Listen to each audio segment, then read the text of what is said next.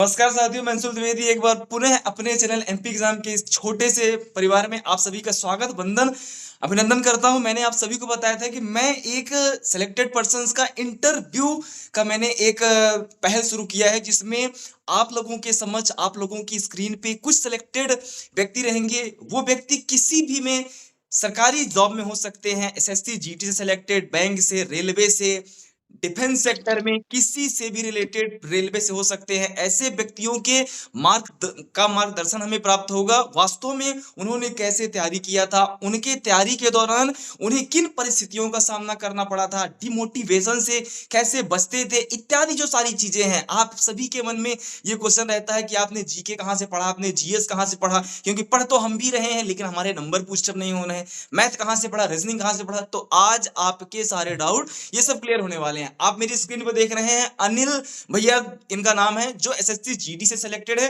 भैया आप अपना पहले आप परिचय दीजिए पहले। जी भैया नमस्कार, जय हिंद। मैं कांस्टेबल लीड अनिल सिंह इस समय एसएसबी में 43 बीएन सिद्धार्थ नगर में पोस्टेड हूँ। जी और जैसा कि अंशुल भैया ने बताया जी कि हमारा सिलेक्शन कैसे हुआ, क्या हुआ, तो मैं बताना चाहता हूँ कि जब एसएससी जीडी आई थी 2018 की वैकेंसी है ये। जी उस समय इसमें टोटल 50,699 पोस्टें थी, जी जिसमें से BSF, CRPF, ITBP, SSB, Assam rifle सभी जी थी।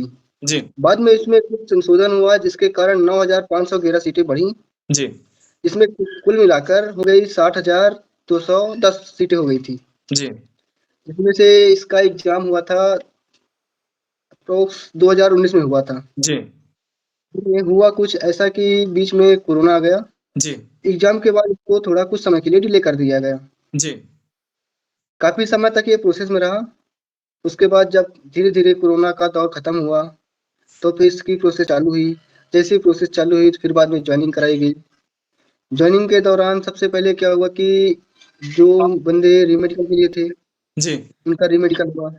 रीमेडिकल के बाद इनको दोबारा बुलाया गया, जी डॉक्यूमेंट वेरीफाई हुआ, जो भी हुआ डॉक्यूमेंट सब कुछ। ये सब होने के बाद इसकी पोस्टिंग ज्वाइनिंग डेट आई है 2021 में। इन्हें 18 से प्रोसेस चालू हुई है और चलते चलते लास्ट तक 21 तक ज्वाइन करवा दिया है। बिल्कुल बिल्कुल। आप किस ग्रेड पे हैं और आपकी वर्तमान में आपकी कितनी बन रही है भैया? देखिए भैया, जब ये ज्वाइनिंग हुई थी उस टाइम पे इसका बेसिक पे 21,700 होता है, जी और इसमें हर साल बेसिक पे का 3% इंक्रीमेंट लगता है। जी मान लीजिए आपका 21,700 है, तो इसका 3% आपका इसमें सैलरी में इंक्लूड हो जाएगा। जी उसके बाद जो आपका डीए होता है, ये सब एचआरए होता है, ये सब जुड़ के जी इंक्रीमेंट लाके इसका सैलरी में इम्प्रूव होता है। जी ये हर साल प्रोसेस होती है, हर साल बढ़ता है। जी वर्तमान में मेरा बेसिक पे है 22,400। तो टोटल आपकी वर्तमान सैलरी आपकी क्या बन रही है भैया? कोई दिक्कत नहीं, थोड़ा सा इंटरव्यू थोड़ा सा रुका हुआ, क्योंकि आपको पता है कि वर्तमान नौकरी पे हैं तो फोन्स कॉल अटेंड करने भी जरूरी है। हो सकता है किसी ऑफिशियल वर्क के लिए कोई फोन कॉल आया हो।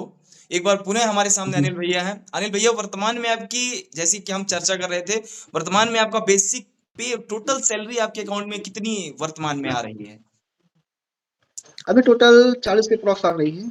40 के अप्रॉक्स आ रही है। जैसे बेसिक पे होता है, बेसिक पे के अलावा आपका एचआरए होता है, डीए होता है, जी उसमें फिर बॉर्डर अलाउंस होता है। मान लीजिए आप नॉर्मल इलाके में हैं तो वहाँ रिस्क अलाउंस कम है, जी जहाँ नहीं है तो रिस्क अलाउंस भी नहीं है। जी जैसे हिल एरिया में है तो उसका रिस्क अलाउंस अलग है। जी मान लीजिए जैसे आप अरुणाचल प्रदेश चले गए, सिक्किम चले गए, उत्तराखंड चले गए। जी उत्तराखंड में ज़्यादा नहीं है, फिर जम्मू कश्मीर चले गए, लेह लद्दाख चले गए, जी तो वहाँ थोड़ा ज़्यादा है। जी। तो जैसे छत्तीसगढ़ में एसएसबी, भी जो है। जो एसएसबी की जो सेना है, हमारे कई साथियों का रहता है कि वास्तव में एसएसबी जो है तो कहाँ पे तैनाती एसएसबी की होती है, किन क्षेत्रों में एसएसबी की तैनाती वैसे नॉर्मली होती है, अगर बोला जाए तो?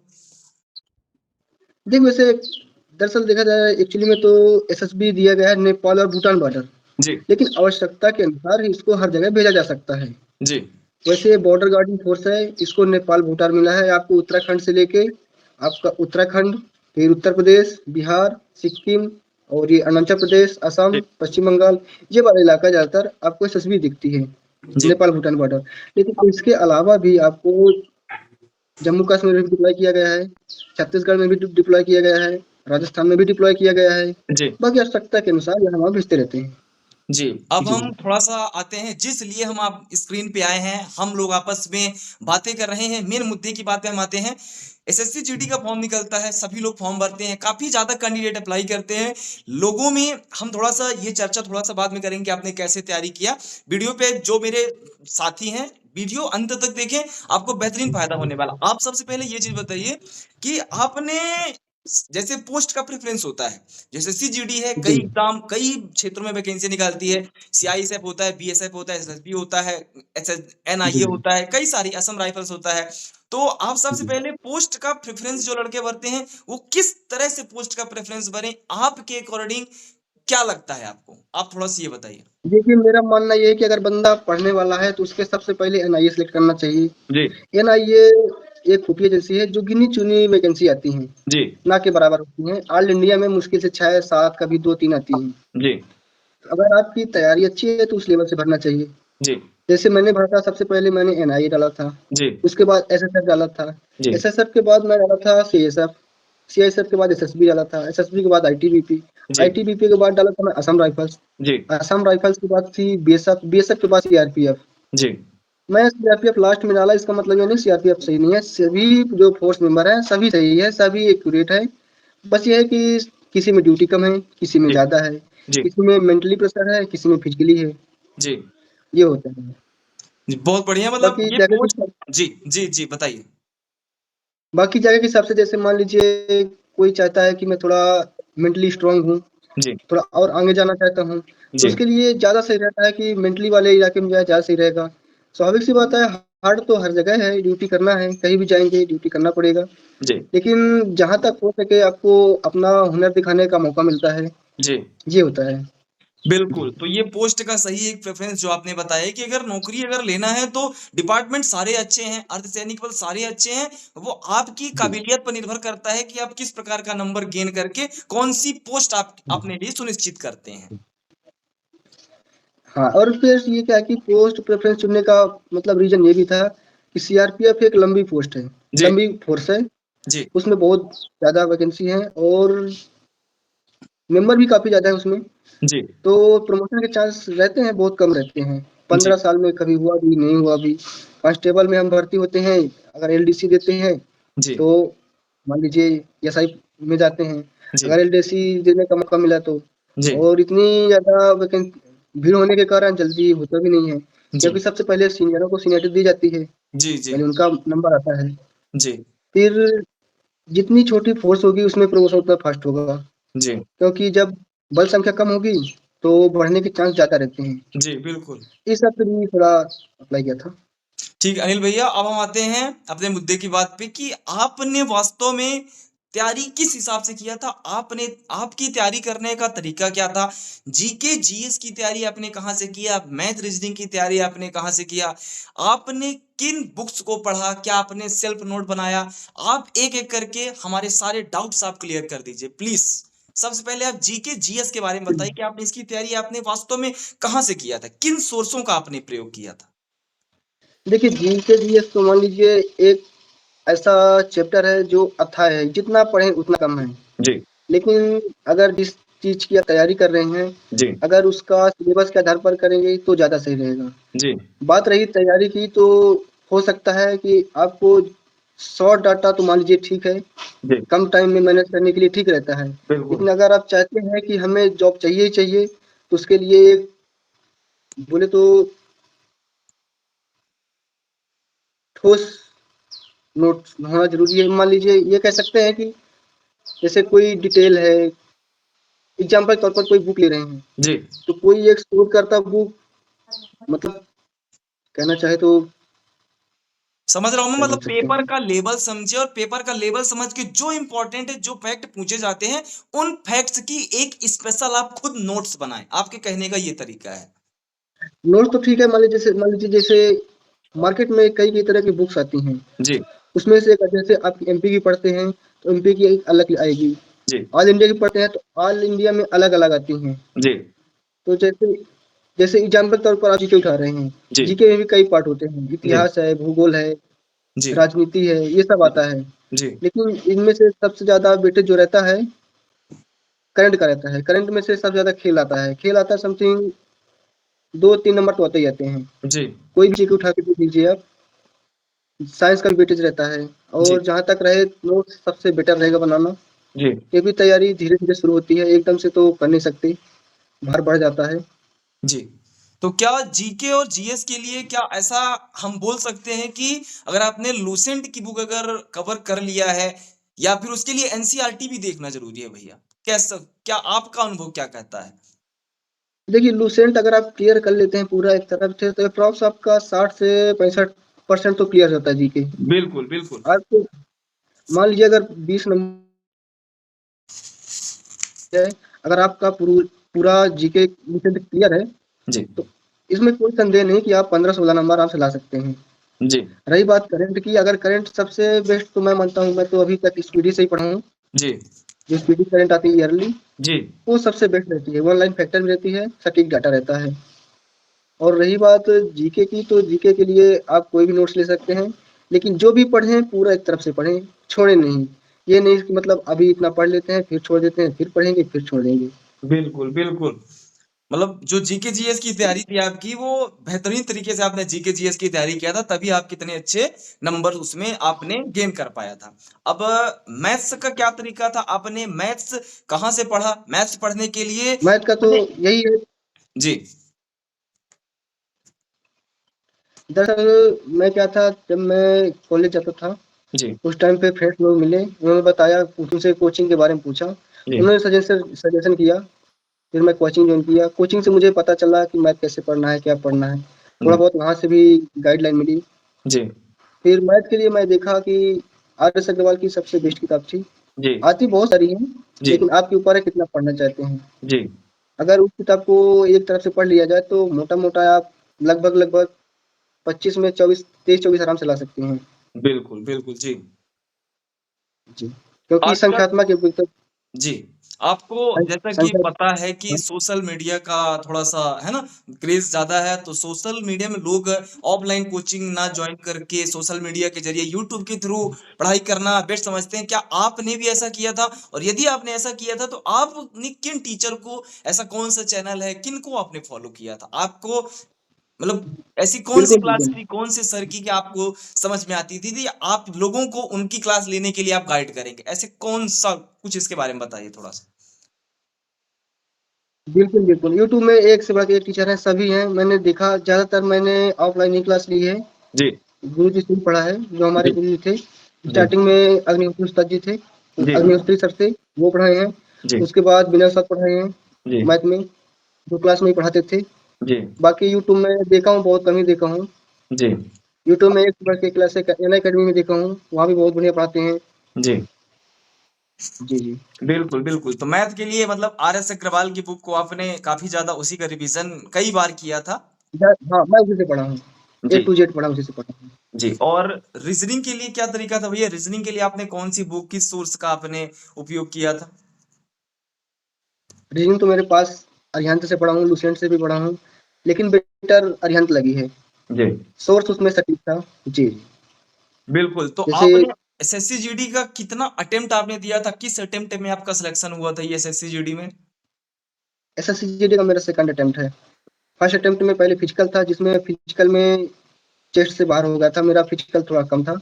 जी, पहले दुबला-पतला होने के कारण उसमें फिजिकल से बाहर कर दिए थे। जी, जब जी, सेकंड हुआ तो पहले एग्ज़ाम हुआ, एग्ज़ाम के बाद फिर फिजिकल का मौका मिला। जी। जब एग्ज़ाम निकला थोड़ा आत्मविश्वास बढ़ा, बिल्कुल, बिल्कुल।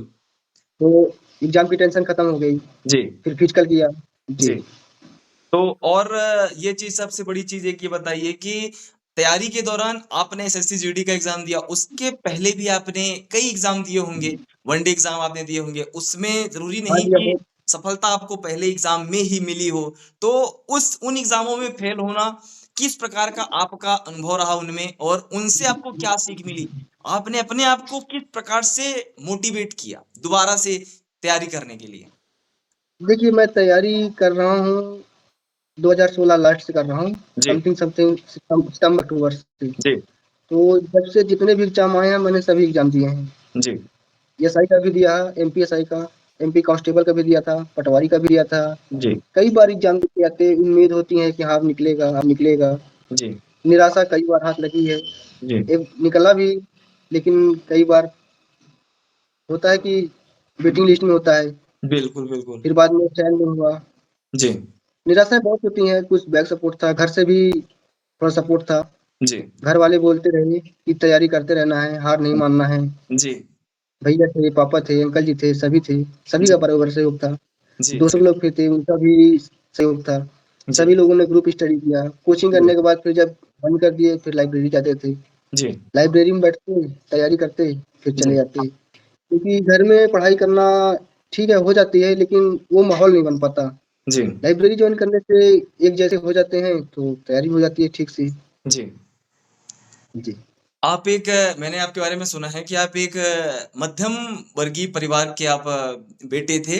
तो आपने किस प्रकार से आपके मन में ऐसा आया कि अब मैं सरकारी नौकरी ही करूँगा और करूँगा तो वर्दी वाली ही नौकरी करूँगा? क्योंकि मैंने ऐसा आपके परिवार में से ही आपके बड़े भाई सुखेन भाई नाम है शायद उनका, मैंने उनके मुख से मैंने ये चीज़ सुना था। आप इसके बारे में आपकी क्या राय है कि आपने कब ऐसा ठान लिया कि मुझे वर्दी वाली ही करना है और सरकारी नौकरी ही मुझे करना है?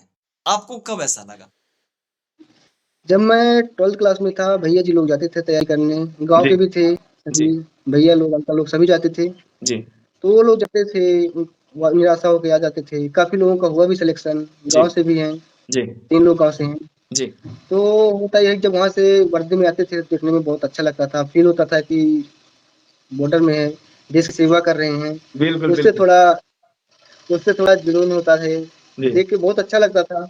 जी, बातें भी करते, पूछते भी थे, जानकारी लेते थे जी, कि कैसे प्रोसेस होती है, बताते जी, थे। जी, लेकिन जब फिजिकल देने जाते तो निराशा हाथ लगती। कई बार गए, समथिंग 2014 से देखना चालू कर दिया था, जी, ये आर्मी की।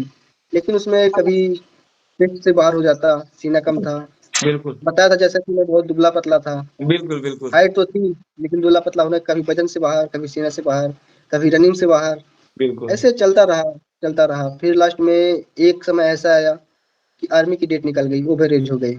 जी, जब ओवर एज हो गए तो उसमें जा नहीं सकते थे। जी, फिर बाद में इसमें जाने लगे, जी, पैरामिलिट्री थी जी, और ये पुलिस वाली थी। जी, पुलिस वाली में वैकेंसी तो आती नहीं थी, जी, कभी-कभी 2 साल में 1 बार आती थी जी, और 2017 के बाद तो आना ही बंद हो गई, फिर अभी आई है 2021 में। जी, 2015 में पहली वैकेंसी देखा था एसएससी जीडी की, जी, जिसमें पहला बार फिजिकल देने गया, देख के बहुत अच्छा लगा, कैंप हैं, सभी वर्दी में हैं, जी, जी, बड़ा अच्छा लगा देख के। जी, लेकिन जब वहाँ से आया, रनिंग में होने के बाद भी चेस्ट चेस्ट में जब बाहर किया, जी, तो थोड़ा दुःख हुआ, घर जी, आया, घर में जी, सभी ने सही बोला कि परेशान नहीं होना है, तैयारी करना है, तैयारी में लगे रहना है। बिल्कुल। बस वही करते सफ़र काफ़ी लंबा चला, जी, तो तब अब जाके 2021 तो में अब जब आप छुट्टियों में 2021 घर में जॉइनिंग जाते हुई। हैं छुट्टियों में जब आप घर जाते हैं, तो घर का क्या माहौल होता है? ऐसा तो होता है ना कि जब तक आप सेलेक्ट नहीं होते हैं, तब तक घर परिवार के, आपके अड़ोसी-पड़ोसी काफ़ी ज़्यादा तानों की बौछारें करते हैं। तो अब जब आप जाते हैं, तो उनके मुख से आपके लिए मतलब ऐसी कौन-सी भावनाएँ व्यक्त होती हैं? आपको देख के उनको कैसा फ़ील होता होगा? आप थोड़ा-सा उनके बारे में मुझे बताएँ। अब आप जाते हैं तो देखिए आपका किस जैसे प्रकार से सम्मान होता है वहाँ पे? जी। हुँ, देखिए जैसे मैंने ये भी सुना है कि लोग ताने मारते हैं। जी। हालाँकि अभी हमारे गाँव मोहल्ले में ऐसा तो कुछ रहा नहीं, कोई ताना नहीं मारा है। जी, सभी बिल्कुल। बोलते हैं तैयारी करना है। बिल्कुल, बिल्कुल। ये आप गाँव का बता नहीं व्यवहार रहे हैं बढ़िया वो है तो आप रहिए ठीक बता है। नहीं रहे वो एक अलग बात है, पर हर नहीं, कॉम्पिटिशन फेस नहीं। करने वाले व्यक्ति के आजू-बाजू बहुत से ऐसे व्यक्ति होते हैं। बहुत हालाँकि हाँ, ये उनके ताने वो अगर दिल पे अगर आप मतलब दिमाग पे अगर ना लें, उनको अगर अंदर से टच करके देखें तो वो आपको और तेज़ी से बढ़ने के लिए वो प्रेशर करते हैं, अग्रेसित करते हैं वो। हाँ, अगर तानों को अगर सही तरीके से अगर लिया जाए तो। ऐसा हाँ, हाँ। होता है क्या? मैं आपकी बातों से पूर्णतः सहमत हूँ, जी, लेकिन गाँव में अभी तक ऐसा कोई नहीं, जितने भी मिले सब यही बोले हैं कि बेटा अच्छे से तैयारी करो, जी, मम्मी-पापा का नाम रोशन करो क्योंकि हम लोग मिडिल परिवार से हैं, जी, ना उच्च से हैं, ना निम्न से हैं, मतलब खेती से सब चलता था। जी, पढ़ाई भी चलती थी, खेती भी करते थे, दोनों साथ-साथ चलता था। जी, जी, जी। जी। अभी मान लीजिए थोड़े बहुत तो होते हैं, 1-2 निंदक होते हैं, जी, जी, जी, बिल्कुल। कहूँगा नहीं लेकिन तो अब एक फाइनल बात आप मुझे ये बता दीजिए कि अंत में कि आप जो तैयारी कर रहे हैं, उनके लिए आप क्या कहना चाहेंगे? अंतिम संदेश आपकी तरफ से उनके लिए कौन-सा संदेश ऐसा है? मेरा तो यही कहना है कि अगर आप सफलता पाना चाहते हैं तो सफलता कोई शॉर्ट ट्रिक नहीं होता। जितना हो सके तैयारी करें बिल्कुल। और आने वाले समय का इंतज़ार करें। ऐसा नहीं है कि जब एग्ज़ाम आएगा तब तैयारी करेंगे। जी, बिल्कुल। तो ये तो वही वाली बात हुई कि जब बारिश होगी तब खेत की जुताई करेंगे।